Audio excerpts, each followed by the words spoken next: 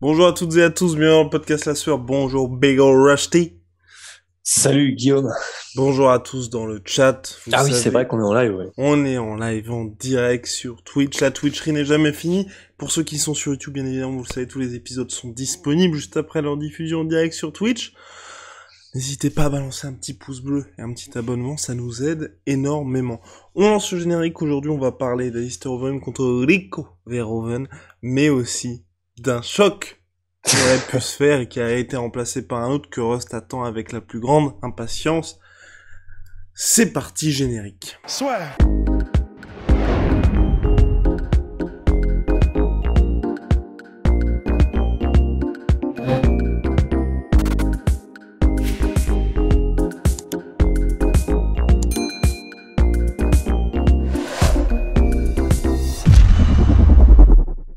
23 octobre prochain, Collision Number 3 du Glory, devant 27 000 personnes à Arnhem aux Pays-Bas.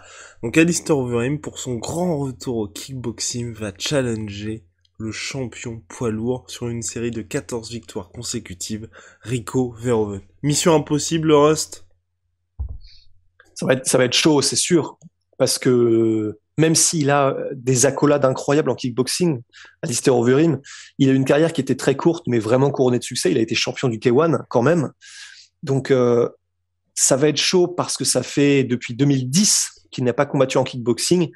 On sait que la manière de combattre en striking, la manière d'utiliser son striking en kickboxing et en MMA est totalement différente.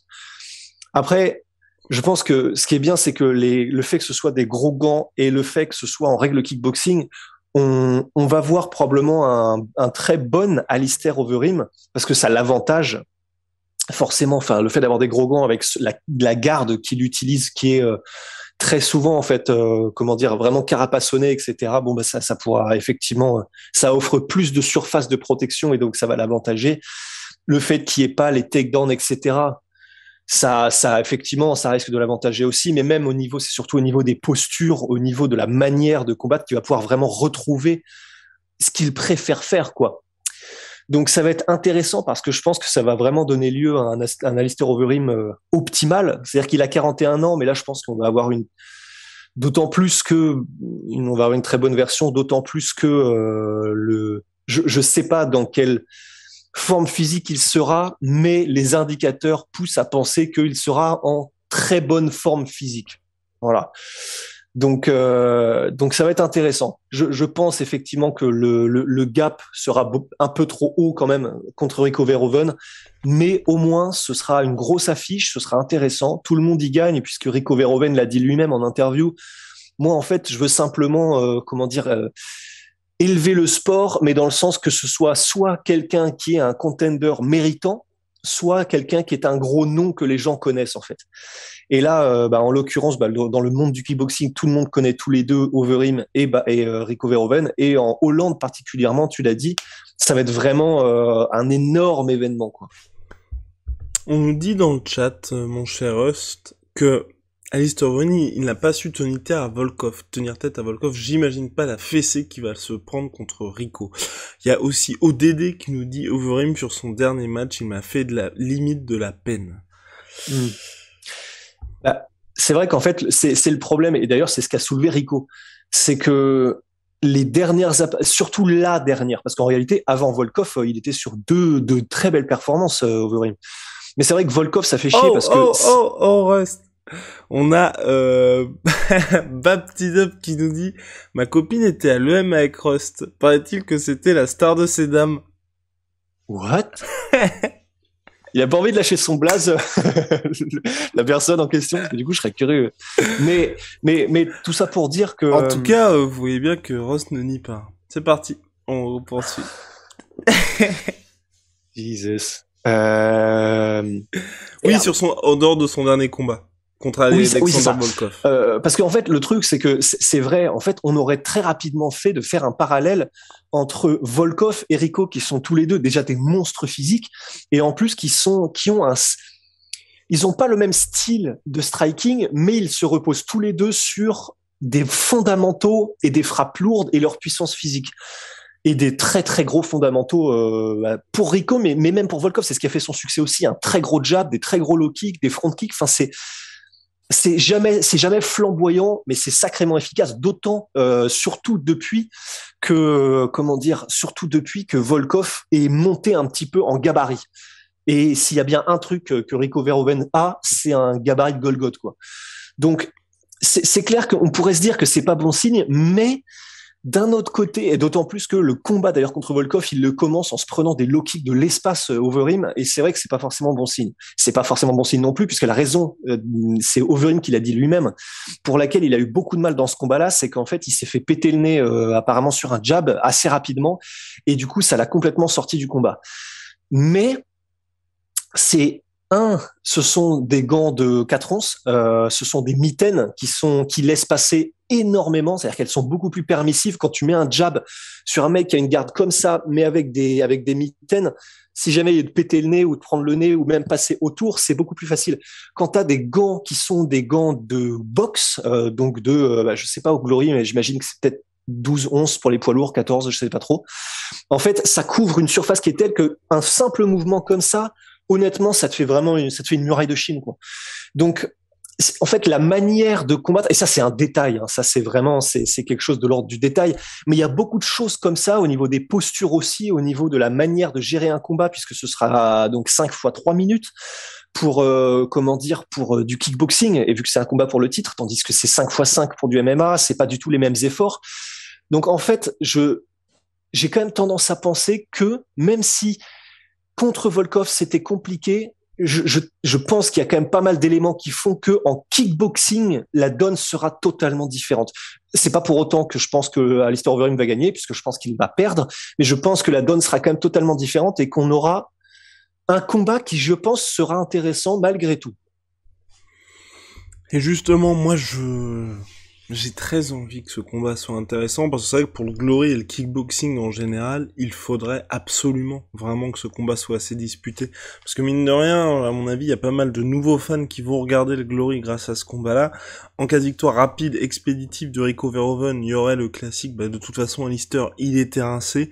On l'a vu lors de son dernier combat, alors que, au contraire, si on a soit un combat serré, ou soit même une victoire d'Alistair Overeem, j'y crois pas trop, mais j'espère au moins pour un combat serré, je pense que ça pourrait un petit peu aider aussi la carrière de Rico Verhoeven, parce que c'est vrai que mine de rien, c'est à mon sens le poids lourd le plus dominant de la dernière décennie, et il a jamais eu de vrai némésis, et surtout c'est le désert en fait, hormis lui. Et il a vraiment besoin, et même le sport j'ai envie de dire, a besoin d'une grande rivalité pour Rico Verhoeven pour un peu sauver tout ça, parce que là on a vraiment l'impression que il n'y a pas de renouveau, mine de rien. C'est clair. En fait, c'est l'énorme problème du kickboxing et ça commence à faire un petit bout de temps maintenant. Enfin, un petit bout de temps dans le sens quelques années, parce qu'il y a eu un âge d'or du kickboxing. Mais c'est vrai que là, je sais pas, c'est un petit peu effectivement comme si personne ne s'intéressait en réalité au kickboxing poids lourd. Il y a un petit côté. J'allais faire en fait un parallèle, c'est pour ça que j'ai hésité avec Klitschko en anglaise. Faudra qu'on étaye un peu plus pour voir, parce que c'est une idée qui vient comme ça. Je sais pas si c'est particulièrement judicieux de faire cette comparaison, mais il y a un peu cette sensation effectivement d'un mec qui est très efficace, mais qui, en dehors de son pays et de ses fans, n'est pas forcément très connu, parce que Rico Verhoeven n'est pas forcément très connu mondialement. Enfin, c'est pas comme un Tyson en anglaise qui était grosso modo l'équivalent de Zidane autour du monde, quoi. Enfin, c'est vrai que Rico Verhoeven, à part dans le kickboxing, il est absolument pas connu, quoi. Et c'est vrai que la rivalité avec Badrari, elle a pas eu l'effet escompté, parce que les deux combats se sont terminés un petit peu en pétard mouillé.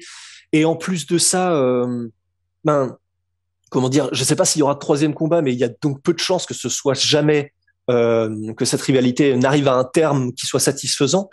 Et c'est quand même vachement dommageable pour Rico Verhoeven, parce que il semblait ouais, voilà, ça aurait été le Némésis parfait, mais ça ne se fera jamais. Donc, il a simplement gagné de la renommée, Rico Verhoeven, mais pas forcément de la meilleure des manières, puisque c'est pas son image qui en a forcément, qui en est sorti, comment dire, plus lustré, quoi. Et c'est vrai que c'est dommage, parce que il a combattu des gars comme Antonio Silva récemment lors de ses défenses de titre, et ça c'est quand même un espèce d'aveu de désert, quoi. Enfin, oui, c'est un nom, et c'est pour ça que l'avait choisi le Glory, mais combattre Antonio Bigfoot Silva, et surtout là où il en était dans sa carrière, quand tu es le champion et le roi du kickboxing poids lourd de cette décennie, c'est vrai que ça fait un petit peu mal au cœur, quoi. Au moins, contre Overeem, bon, bah là, ce sera un autre niveau, et Overeem est parfaitement méritant, et puis c'est une légende absolue, mais pour toutes les bonnes raisons aussi. Mais c'est vrai qu'on a cette sensation un petit peu que, ben, c'est vide.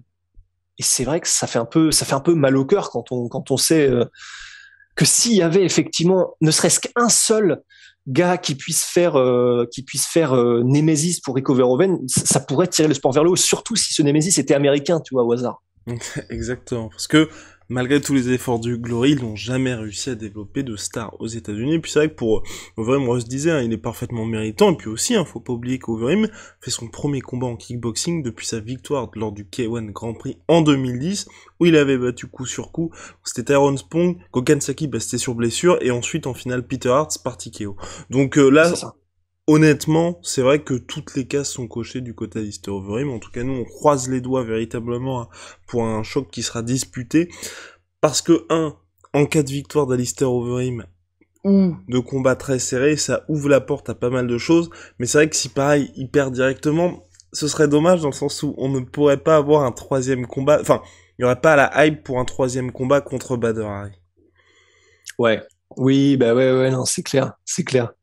C'est étonnant un petit peu la situation dans laquelle on est, ou dans laquelle on a bah, Rico qui est là depuis un bout de temps, Badrari qui est revenu, mais c'est vrai que ça, il commence à, c'est vraiment un vieux de la vieille aussi maintenant désormais.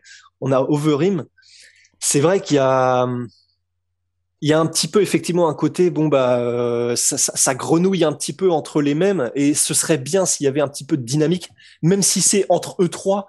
Mais c'est vrai que ce serait bien que les cartes soient un peu redistribuées. C'est pas qu'on souhaite que Rico perde hein, du tout, mais c'est vrai que simplement pour l'intérêt presque du sport, c'est hyper cruel de dire ça, mais pour l'intérêt presque du sport, ce serait intéressant que Overeem l'emporte pour qu'il y ait une revanche, parce que c'est vrai que on parle beaucoup des États-Unis, mais parce que le marché est ici en fait. C'est-à-dire que ce soit de l'anglaise, que ce soit tous les sports de combat en réalité, le marché du pay-per-view, le marché de la, comment dire, de l'engouement populaire pour ce genre de truc qui fait que t'as un sport qui peut passer à un autre niveau, bah en fait c'est les États-Unis. C'est-à-dire que si t'as un sport qui cartonne aux States, et d'ailleurs le Glory à un moment donné a eu un push, tu vois, quand il y avait genre Joe Schilling qui est donc américain et avec les tournois qu'il y avait eu avec Simon Marcus, il y avait même Mayweather qui était venu, je crois que c'était à Chicago qui était le tournoi, enfin un tournoi aussi. de ouf. Qui? Joe Rogan était venu aussi. Joe Rogan, absolument. Et là, tu vois, à ce moment-là, dans ce tournoi qui était et qui avait tenu toutes ses promesses, hein, qui était extraordinaire et avec des Américains, parce qu'en fait, on le répète, mais on le redit, mais effectivement, ça se tient à ça, en fait. C'était une des théories de Bas-Rutten, mais c'est que il faut vraiment un sportif américain qui perce pour que le sport suive aux États-Unis. Et ça se fera pas autrement. Et du coup, c'est sa théorie et j'y souscris personnellement. Et c'est vrai que donc il y avait eu ce moment-là pour le Glory où là il y avait vraiment une sensation de OK, ça part. En plus, si je me souviens bien, c'était au même moment où il y avait des gars comme Tyrone Spong qui faisaient des dingueries. Enfin, il y avait vraiment des stars en devenir qui faisaient que le sport semblait vraiment sur la pente ascendante et tout ça. On n'y est plus, on n'a plus cette dynamique-là. Et donc, c'est vrai que presque Overeem, qui est beaucoup plus connu aux States que Rico Verhoeven, bah, ce serait intéressant qu'il fasse une performance incroyable lors de ce Glory, quoi. Mais c'est vrai que c'est un peu dommage d'en être là. C'est clair. Et puis là, mine de rien, le Glory, j'espère en tout cas, qu'ils signeront aussi assez rapidement Gokhan Saki et Tyrone Spong prochainement. Pourquoi pas, tu vois, faire un espèce de petit tournoi entre les légendes et surtout des noms qui sont connus aux États-Unis, avec aussi les petits jeunes qu'on avait vus lors des derniers événements. C'était Richter, c'est l'autre, j'ai plus de souvenirs de son. Il y a aussi, le français. Le français Nourdine qui nous avait impressionné, exactement, qui nous avait impressionné aussi. Donc non, il y a quand même un petit peu quelques noms, mais c'est vrai que pour l'instant, ça manque un petit peu de notoriété à l'international globalement. Rust, il y avait aussi un choc, un véritable choc, la crème de la crème. Dont nous devions parler. Donc c'est Thor, vous connaissez Strongman, multiple Strongman, qui est également la montagne dans Game of Thrones, qui devait affronter Eddie Hall, que Rust apprécie particulièrement, mais finalement, il affronte une toute autre légende et pas des moindres. Bah, en fait, le truc, c'est que en fait, j'aime beaucoup ce monde. J'adore ce monde du strongman parce qu'il y a des personnalités qui sont incroyables. Et puis même, j'aime bien. Enfin, le sport est ouf et tout. Et en fait, là, c'est deux mondes qui vont s'affronter. Je vais pas faire durer le suspense plus longtemps. C'est le monde du strongman. Et donc, le remplacement de Eddie Hall qui s'est blessé pour le combat de boxe, ce sera un champion du monde parce qu'il ne l'est plus actuellement, mais poids lourd de bras de fer qui s'appelle Devon Larratt. Et là, probablement que la majorité d'entre vous vont dire que on s'en bat les couilles. Et il y a des chances que ce soit ça, mais parce que le bras de fer n'est pas encore. Trust. Hein? La fumette, Trust. Bah non, mais attendez. En vrai, intéressez-vous au sport du bras de fer. Franchement, vous allez voir. Ça a l'air d'être un truc comme ça. Ça fait très. On est deux sur un bar le vendredi soir et on fait un truc pour essayer de voir qui est l'homme le plus fort, comment dire, du bar du coin, tu vois. Non, non, non, non, non. Le bras de fer, c'est une science, c'est un sport, mais ultra profond au niveau de la technique et vraiment, je vous assure. Et en fait, je suis tombé à moitié amoureux de ce sport, du coup, du bras de fer. Et Devon Larratt, qui a été multiples fois champion du monde poids lourd et des deux bras, c'est la personnalité qui est en train de véritablement, presque à lui tout seul, faire devenir mainstream le sport du bras de fer. Parce qu'il est super intelligent, mais il fait du trash talk, mais tout en étant respectueux malgré tout et en ayant, les fans qui sont tombés amoureux du sport grâce à lui, vraiment le sont par sa personnalité. Autant que le fait que il fait 120 kilos, il a des bras, enfin c'est des cuisses. Mais voilà, c'est vraiment quelqu'un de très intéressant et du coup, je suis juste hypé par ce combat parce que il va le prendre en short notice de 5 semaines. Il a fait partie Devon Larratt, qui est canadien, des forces spéciales canadiennes, et c'est un ouf au niveau de ses accomplissements sportifs. Enfin, j'avais été regarder des vidéos, c'est un mec qui fait des marathons, il fait des triathlons et tout, à 120 kilos, quoi. Enfin, c'est du délire, c'est une personnalité qui est incroyable. Et en plus de ça, c'est un compétiteur d'exception. C'est-à-dire que quel que soit le sport qu'il choisit, ça fait partie de ces gars qui refusent de perdre, en fait, mais dans le bon sens du terme. C'est pas des rageux ni rien. Quand il perd, il est très noble et gracieux. Mais c'est quelqu'un vraiment que j'admire énormément parce que il a toutes ces qualités qu'on espère chez quelqu'un qui nous tire vers le haut, en fait, pour qu'il nous tire vers le haut. Et donc, en fait, ce combat-là, au niveau de la boxe, ça va être probablement pété parce que de son propre aveu, Devon Larratt, il a fait du judo en étant jeune, il a fait du combat à main nue dans l'armée, mais c'était pas forcément quelque chose de très poussé. Et Thorbjornson, on va voir, mais a priori des vidéos qui sont sorties de lui, récentes comme anciennes, c'est pas ouf, quoi. Donc là, pour le coup, ce sera totalement un combat de cirque, oui. Mais j'aime le fait que les deux sont là et qu'ils vont y gagner de la notoriété et que ça va probablement ruisseler vers le sport de l'un et de l'autre. Et en plus de ça, du coup, comment dire, tout le battage qui sera à côté avec les deux personnalités, l'une qui est très laconique, enfin c'est vraiment le Spartiate mais islandais qui est Thorbjornson, Hafthor, et Devon Larratt qui est le mec bouillant mais qui est quand même un mec ultra stylé. Voilà, je voulais quand même en parler parce que même si c'est un combat de cirque, je sais pas, ça, tu vois, ça me plaît, ça m'amuse et voilà, je voulais simplement mettre un petit peu ça sur le devant de la scène en France avec si je le pouvais. Parce que ça m'amuse beaucoup, je suis content. Formidable, et puis surtout, préciser que mine de rien, en tout cas, Devon Larratt, j'ai pas vraiment suivi, mais Thor, ce qui est vraiment impressionnant, c'est qu'il a fait une vraie transformation physique pour sa carrière de combattant, c'est assez impressionnant, il prend ça vraiment sérieusement, donc c'est dommage qu'il n'y ait pas le choc contre Eddie Hall, mais on a pu voir les deux, c'est assez en quelques mois, le travail qu'ils ont effectué qui est assez impressionnant. Ouais, et puis d'ailleurs, Thor qui s'entraîne donc à Dubaï pour préparer ses combats. Et j'ai dit que Devon Larratt était canadien.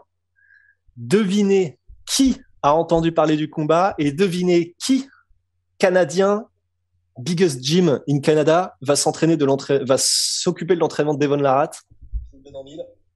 American Top Team. Non, donc ce Tristar Gym, mais non. George St. Pierre. Je sais, pour l'instant, ils se sont forcément croisés au Tristar, j'imagine, mais du coup, sur la chaîne de Devon Larratt, et franchement, vous allez voir, il a 300 000 abonnés, il y a des vidéos qui font des millions de vues, Devon Larratt, de ses combats en bras de fer, et donc, une de ses dernières vidéos, qui date d'il y a 2 jours, il me semble, c'est la rencontre entre Devon Larratt et Firas Zahabi. Donc, vraiment, enfin, c'est pour ça que c'est quand même que j'adore et que c'est fun, c'est que tous les éléments sont réunis pour que ce soit vraiment quelque chose de fun et de pas prise de tête, mais quand même dont tout le monde profite de la lumière, quoi. Enfin, et le fait que ce soit Firas Zahabi qui se prenne au jeu et tout, c'est énorme. Enfin, c'est trop cool, quoi. C'est trop marrant. Et on a la Castagne et quelques autres dans le chat qui sont assez interpellés par justement la différence d'âge entre d'un côté Devon Larratt 46 ans et notre cher Thor qui lui a 31-32 ans.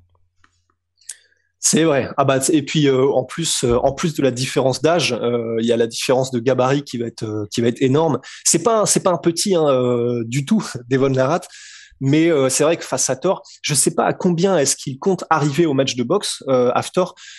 Je crois qu'il était aux alentours peut-être de 160, 170, peut-être même un peu plus quand il était en forme de strongman. Il a bien maigri là. Ouais, voilà, c'est ça. Il a perdu beaucoup de poids. Je sais pas. Enfin, je pense que pour lui, pour arriver à 120 kilos, c'est quand même très compliqué. Du coup, il arrivera peut-être en maigrissant beaucoup à 130, 135, 140. Faudra voir exactement en fait ce que son corps permet une fois qu'effectivement il a fait un entraînement particulier avec l'endurance, avec beaucoup de cardio, etc. Mais oui, c'est sûr, c'est sûr. Il y aura non seulement un avantage d'âge, mais en plus un avantage de physique probablement. Enfin, un avantage de physique au niveau de la force et de la puissance, mais Devon Larratt, qui est un athlète, hein, un vrai athlète, comme on l'a dit, il a pris part à des triathlons, c'est un athlète complet, Devon Larratt. Donc je pense que ce sera un petit peu une de ces instances genre attention, toute proportion gardée. Toutes les proportions sont gardées là tout de suite. Mais un peu genre, c'est Bob Sapp, Crocop, tu vois. Enfin, c'est le déroulé du combat n'aura rien à voir, ça n'a rien à voir. Mais en termes c'est pas parce que Hafthor est beaucoup plus imposant et en plus jeune que ce sera forcément un avantage. Jeune, oui, ça c'est sûr, mais au niveau du gabarit de la puissance, pas nécessairement. Puisque donc, comme l'a dit Devon Larratt lui-même dans une de ses vidéos, il va bouger beaucoup, utiliser sa mobilité, son cardio et utiliser la mobilité et son cardio. Mais je pense qu'un jab d'un mec qui a un avant-bras comme Popeye et qui fait 120 kilos, bon, même si tu bouges comme une abeille, enfin tu bouges comme un papillon, enfin oui, tu continues de frapper quand même comme un éléphant, quoi. Donc ce sera vraiment intéressant, ce sera fun. Je suis heureux et tout le monde devrait être heureux parce que c'est génial. Et ben voilà. Sur ce, on va se quitter. Moins 40% sur tous mes protéines avec le code de la sueur. Big shout out, vous savez, my sweet pea, my sweet protein. Et Venom, sponsor de l'UFC. Sponsor de la sueur, you already know what's up. À très vite pour de nouvelles aventures. On avait pas mal de questions sur José Aldo et Khabib. On a parlé dans un précédent podcast, donc n'hésitez pas. Ils sont disponibles donc sur toutes les plateformes de podcast, mais aussi sur YouTube. Donc c'est là que se trouvent toutes nos anciennes vidéos. Voilà, donc on en avait parlé en long, en large et en travers. Si les gars, merci à A-Wire fidèle parmi les fidèles. Merci à tous ceux qui ont participé, bien évidemment. Merci aux subs. See ya les guys. See ya. Ouh.